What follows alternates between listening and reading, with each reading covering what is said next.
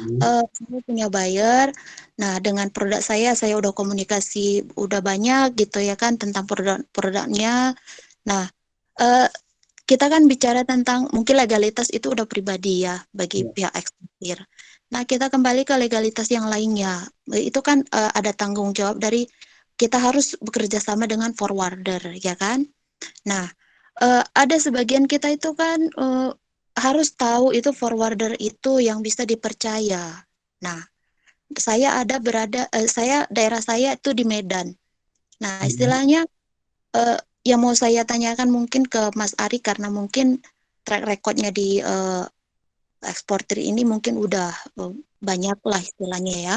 Jadi rekomendasi untuk forwarder untuk daerah Belawan gitu ya kan, eh, ada nggak buat saya rekomendasi untuk saya dapat gitu. Soalnya kemarin saya tanya beberapa forwarder untuk produk kan eh,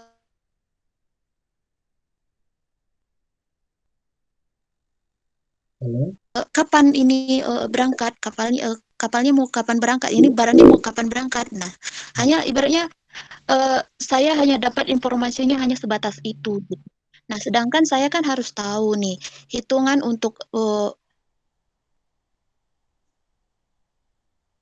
produk detailnya udah saya sampaikan ke bagian buyer. Nah, untuk harga sekarang kan kita bicara harga yang harus saya berikan ke ibaratnya buyer, kan saya harus kan hitung juga dari forwardernya gitu kan. Hmm. Nah, jadi berapa harga yang saya berikan ke buyer itu supaya kita negonya bisa nyambung gitu kan. Nah, jadi saya selalu terhenti di situ gitu. Kadang-kadang forwardernya eh, gimana ya? eh, eh, informasinya kurang buat saya. Nah, jadi yang saya tanyakan, adakah rekomendasi dari Mas Ari buat kami yang masih ibaratnya takut iya, takut rugi pastinya. Kalau namanya kita untuk berusaha, maunya kita ada yang istilahnya resikonya itu maunya agak seminim mungkin gitu.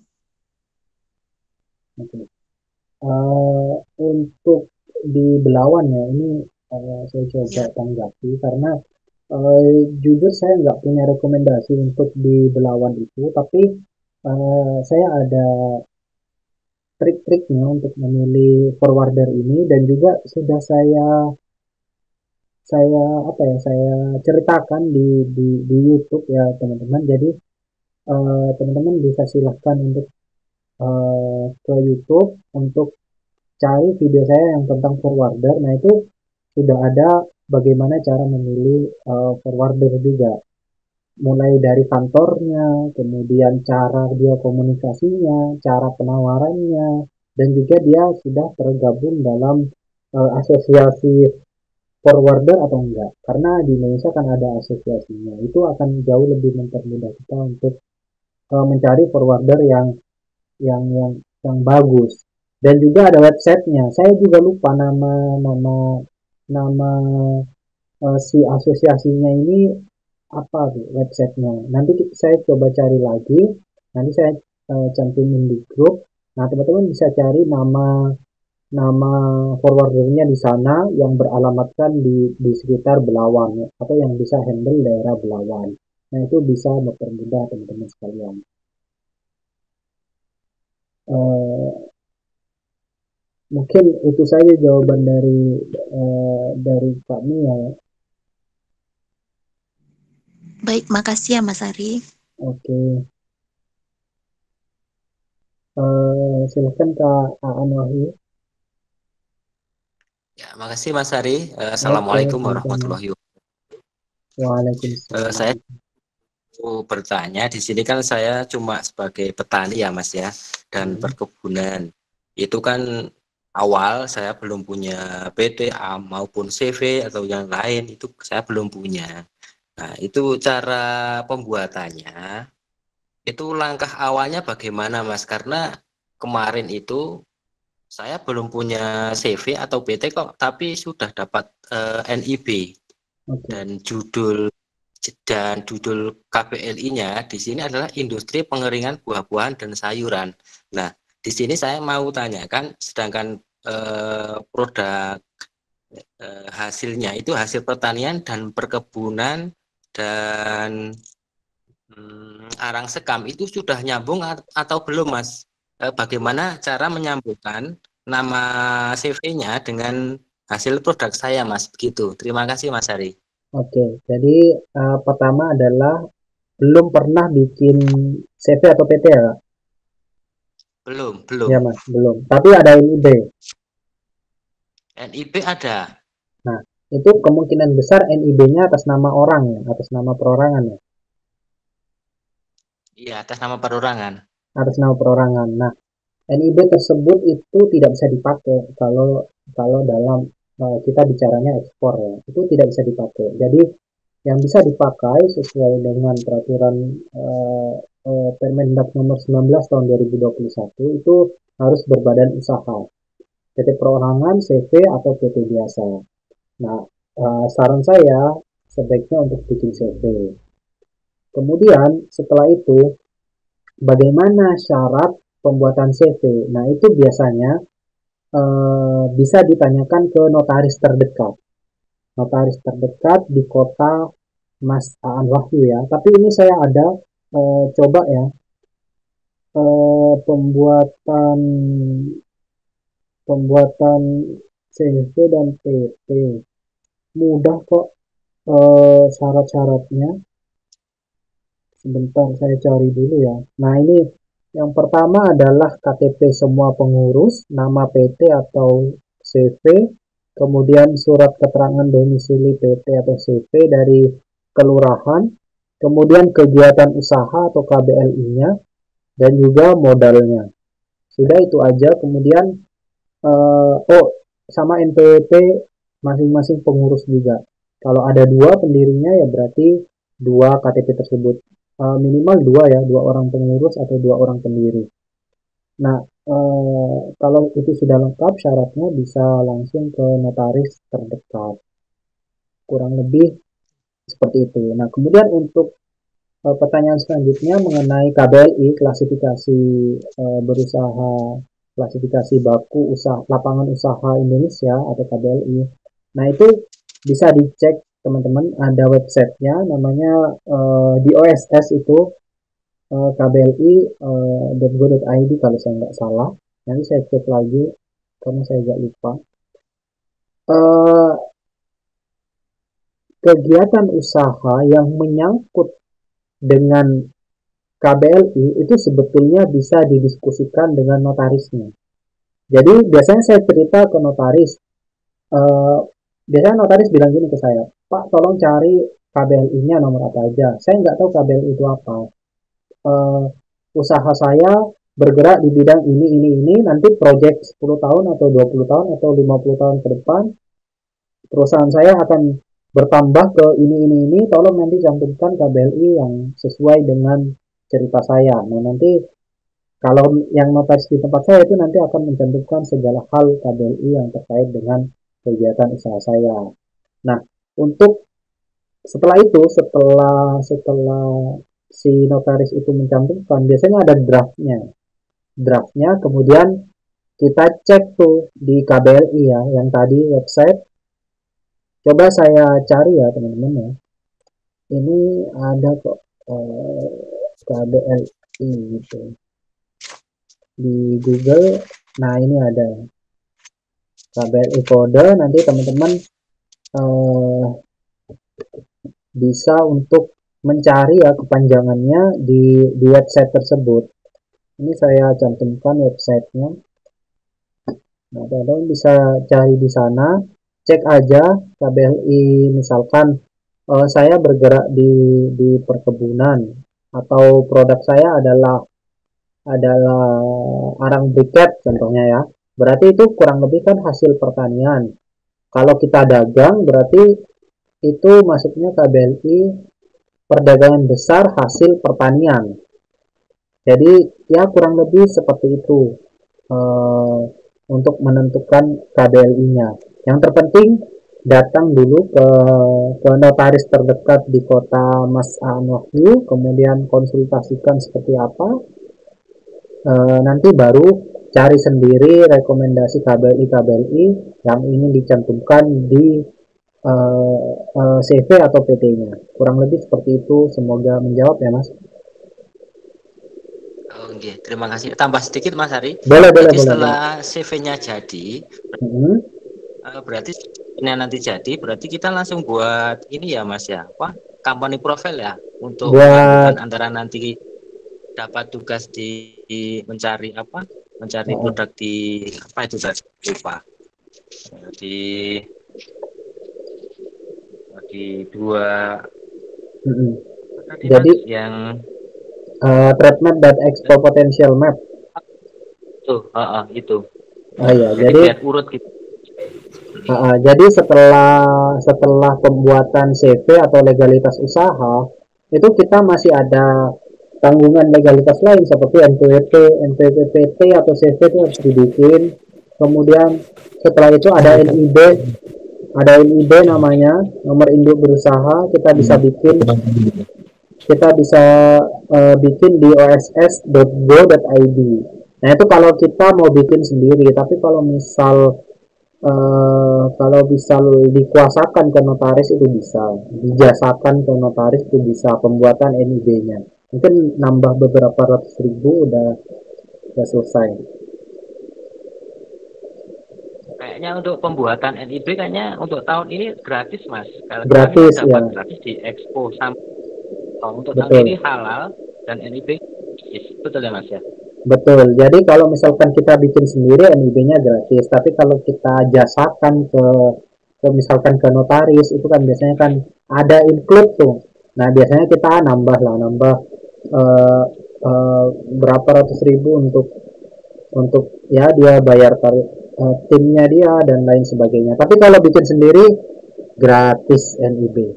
Jadi kita hanya ke notaris itu bikin akte pendirian usaha atau perusahaan, kemudian sampai terbit ahunya ya. Itu aja sih yang penting. Oh iya, ya udah. Makasih Mas Ari. Ya, Oke, Assalamualaikum. sama-sama. Waalaikumsalam warahmatullahi wabarakatuh. Ada Sorry, lagi? Ya, silahkan. Mas Ari. Oke. Ya. Mau nanya nih kita, Mas Ari waktu pertama kali dapat bayar itu dari Ina Expo kah atau dari mana itu?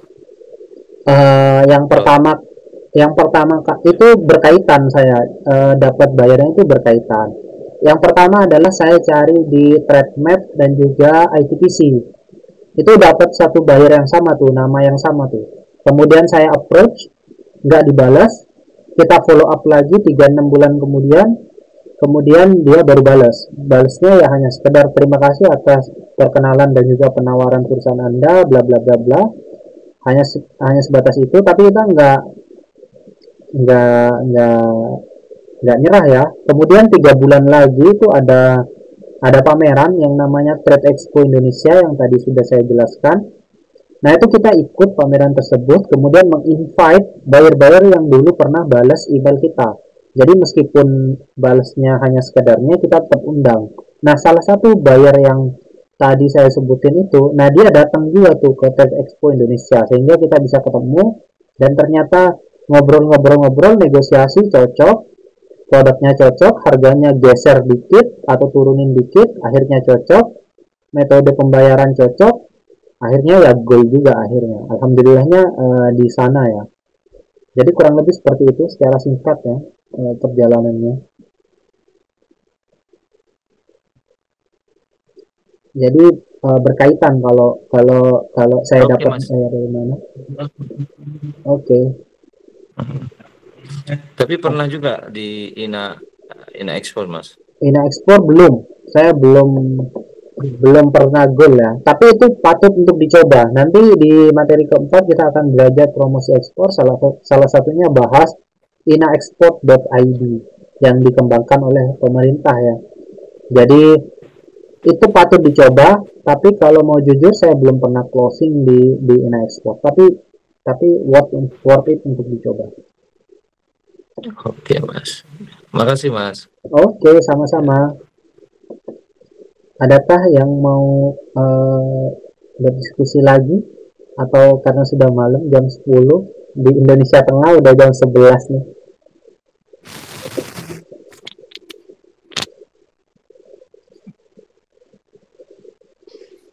Ya, apakah ada yang ingin berdiskusi? Halo. Ya, halo. Silahkan Kak Oh ya, Alfa masuk. Shop. Nah, gini, kemarin itu saya mengurus PT lewat USS yang online itu dengan biaya 50.000. Oh, PT perorangan itu, berarti ya? Ya, PT perorangan. Dapat juga NIP dan segala macam. Tapi apakah itu bisa digunakan untuk ekspor? Bisa. PT... terus apa bedanya dengan PT yang kita urus dengan lewat notaris itu? Lewat notaris. Itu beda ya, beda kategori. Jadi PT perorangan itu untuk usaha mikro kecil. Mikro kecil itu kategorinya pendapatannya di bawah 2,5 miliar per tahun. Jadi kalau di atas 2,5 miliar per tahun itu sudah harus urus ke CV atau PT yang dinotaris. Sehingga kalau misalkan teman-teman di sini ada budget lebih, saya sarankan untuk di CV karena udah nggak perlu repot-repot convert lagi nanti kalau misalkan pendapatannya di atas 2,5 miliar per tahun. Amin. Nah, kemudian kelemahan kedua dari PT perorangan adalah NIB dari PT perorangan itu belum langsung terrekonsiliasi di CEISA namanya. CEISA ini adalah webnya kepabeanan. Jadi ketika NIB kita sudah terrekonsiliasi di CEISA, itu kita bisa melakukan prosedur ekspor. Tapi kalau belum terrekonsiliasi, maka kita harus rekon terlebih dahulu. Itu kelemahan dari PT Perorangan karena kan baru dia produk undang-undang baru dari undang-undang Cipta Kerja. Sehingga mungkin banyak kelemahannya. Kalau teman-teman ada budget, saya lebih sarankan untuk di CV. Kurang lebih seperti itu, Pak.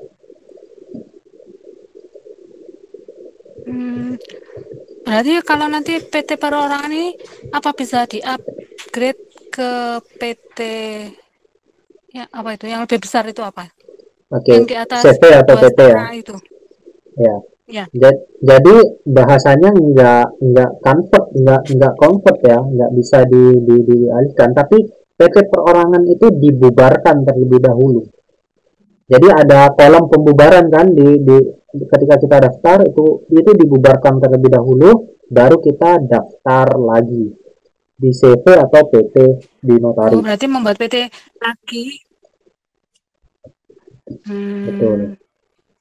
Oke, ini ya, kalau teman-teman ya sama-sama. Kalau teman-teman mau ngecek NIB-nya sudah terrekonsiliasi dengan CEISA atau belum, di web ini ya sudah saya cantumkan di chat atau di pesan. Silahkan teman-teman masukkan nomor NIB-nya. Kalau muncul nama perusahaan teman-teman berarti itu sudah terrekonsiliasi. Kalau belum harus direkon. Gimana caranya saya sudah jelaskan di YouTube ya. Tanggung jawab setelah membuat legalitas usaha, silahkan teman-teman cari aja.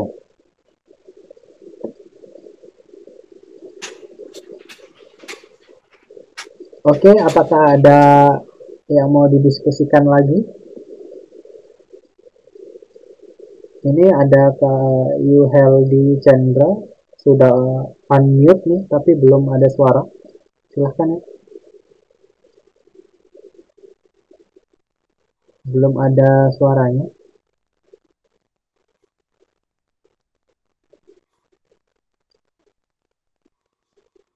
Saya belum mendengar sih. Apakah teman-teman dengar nih? Kedengeran, Mas? Yang suaranya Mas Yul Heldi kedengeran nggak? Bisa dengar. Dengar. Oh ya, apa saya doang yang nggak bisa dengar nih? Dengar semuanya, dengar. Mas Ari itu yang apa? Mungkin gangguan sinyal. Oh ya, sebentar ya. Saya coba untuk refresh terlebih dahulu.